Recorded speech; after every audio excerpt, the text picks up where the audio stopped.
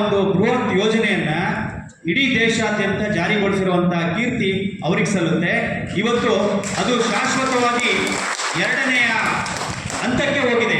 ಮೊದಲನೇ ಹಂತದಲ್ಲಿ ಪ್ರಾರಂಭಿಕವಾಗಿ ನಾವು ಕರೋನಾ ಸಂದರ್ಭದಲ್ಲಿ ಈ ಒಂದು ಸೆಕ್ಟರ್ಗೆ ಸ್ಟ್ರೆಂಥನಿಂಗ್ ಮಾಡಬೇಕು ಅನ್ನುವಂಥ ಉದ್ದೇಶದಿಂದ ಜಾರಿಯಾದಂಥ ಈ ಪ್ರಧಾನಮಂತ್ರಿಗಳ ಒಂದು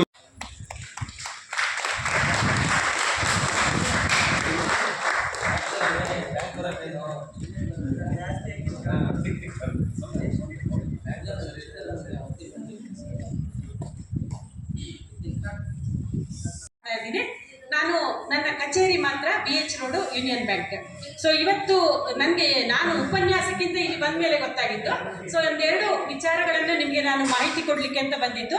ಇಲ್ಲಿ ಹಾಕಿರ್ತಕ್ಕಂಥ ಬೋರ್ಡಲ್ಲಿ ಎರಡು ವಿಚಾರ ಸಾಮಾಜಿಕ ಭದ್ರತಾ ಯೋಜನೆಗಳ ಬಗ್ಗೆ, ಅದು ಬ್ಯಾಂಕಿಗೆ ಸಂಬಂಧಪಟ್ಟ ಹಾಗೆ ಇರೋದ್ರಿಂದ ನಾನು ಬ್ಯಾಂಕಿಗೆ ಸಂಬಂಧಪಟ್ಟಂತ ವಿಚಾರವನ್ನ ಹೇಳ್ತೀನಿ. ಅದಕ್ಕಿಂತ ಮೊದಲು ನನಗೆ ಒಂದು 1/4 ಗಂಟೆ ಟೈಮ್ ಕೊಡ್ತೀರಿ ಅಂತ ಅನ್ಕೊಳ್ತೀನಿ ಸರ್. ಸೊ ನನಗೆ ನಮ್ಮ ಮೊದಲ ಖರ್ಚಾಗಬೇಕು ಅನ್ನುವಂಥ ಒಂದು ಘೋಷಣೆ ಮಾಡಬೇಕಾಗುತ್ತೆ ನಾವೆಲ್ಲರೂ ಕೂಡ. ಅದನ್ನು ನಾವು ಇವತ್ತು ಆದಾಯ ಗಳಿಸ್ತೇವೆ. ಗಳಿಸಿದ್ದನ್ನ 100% ಗಳಿಸಿದ್ದನ್ನ 100% ಖರ್ಚು ಹಿಂದುಳಿದಿರ್ತಕ್ಕಂಥ ಹಾಗೆ ಏನು ಕೆಲಸ ಮಾಡೋಕ್ಕೆ ಅಸಾಧ್ಯ ಆಗಿರ್ತಕ್ಕಂಥವರೆಲ್ಲ ಮೇಲೆ ಬರಬೇಕು. ಪ್ರಧಾನಮಂತ್ರಿ ನರೇಂದ್ರ ಮೋದಿ ಅವರು 2014ರಲ್ಲಿ ಪ್ರಧಾನಮಂತ್ರಿಯಾಗಿ ಆಯ್ಕೆ ಆಗ್ತಾರೆ. ಆವಾಗ ಜನರ ಕಷ್ಟ ಎಲ್ಲ ಹತ್ತುಕೊಂಡು ಅವರಿಗೆ ಸಹಾಯ ಆಗಬೇಕು ಅನ್ನೋ ದೃಷ್ಟಿಯಿಂದ PM ಸ್ವನಿಧಿಯನ್ನು ಜಾರಿಗೊಳಿಸ್ತಾರೆ. ಸಣ್ಣ ಸಣ್ಣ ಬೀದಿ ವ್ಯಾಪಾರಿಗಳು, ಪಾನಿಪುರಿ ಇರ್ಬೋದು, ಗೋಬಿ ಮಂಚೂರಿ ಇರ್ಬೋದು, ಹಣ್ಣಿನ ವ್ಯಾಪಾರಿಗಳಿರ್ಬೋದು, ಪಾತ್ರೆ ವ್ಯಾಪಾರಿಗಳಿರ್ಬೋದು, ಅವರಿಗೆ ಅನುಕೂಲವಾಗಿ ಒಂದು ದೃಷ್ಟಿ ಶೌಚಾಲಯ ಪ್ರತಿಯೊಂದು ಮನೇಲಿ ಇರಬೇಕು ಅನ್ನೋ ಯೋಚನೆಯನ್ನು ತಂದರು. ಹಾಗೆ ಸ್ವಚ್ಛತೆಯನ್ನು ಕಾಪಾಡಬೇಕು ಅನ್ನುವಂಥ ವಿಷಯವನ್ನು ತಗೊಂಡು ಸ್ವಚ್ಛತಾ ಅಭಿಯಾನವನ್ನು ಮಾಡಿದ್ರು. ಅಂದರೆ ಎಲ್ಲರೂ ಸ್ವಚ್ಛತೆಯಿಂದ ಇರಬೇಕು ಅಂತೇಳಿ ಹೇಳಿತ್ತು. ಅದಕ್ಕೆಲ್ಲ ನಾವು ಆದ್ಯತೆ ಕೊಡಬೇಕು. ನಾವೆಲ್ಲ ಅದು ನಿಮ್ಮ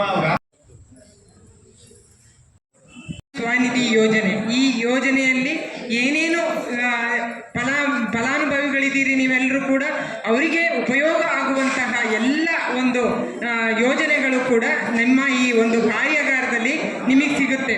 ಯಾವುದೇ ಸಮಯದಲ್ಲಿ ನೀವು ನಗರಸಭೆಗೆ ಬಂದುಬಿಟ್ಟು ನಿಮಗೆ ಯಾವ ರೀತಿ ಮಾಹಿತಿ ಬೇಕಾದರೂ ಕೂಡ ನಮ್ಮ ರಾಜ್ಕುಮಾರ್ ಸರ್ ಅವರ ತಂಡ ಸಕ್ರಿಯವಾಗಿ ಕಾರ್ಯವನ್ನು ನಿರ್ವಹಿಸ್ತಿದ್ದಾರೆ. ನೀವು ಏನೇ ಕೇಳಿದರೂ ಕೂಡ ಅವರು ನಿಮಗೆ ಮಾಹಿತಿಯನ್ನು ಕೊಡ್ತಾರೆ.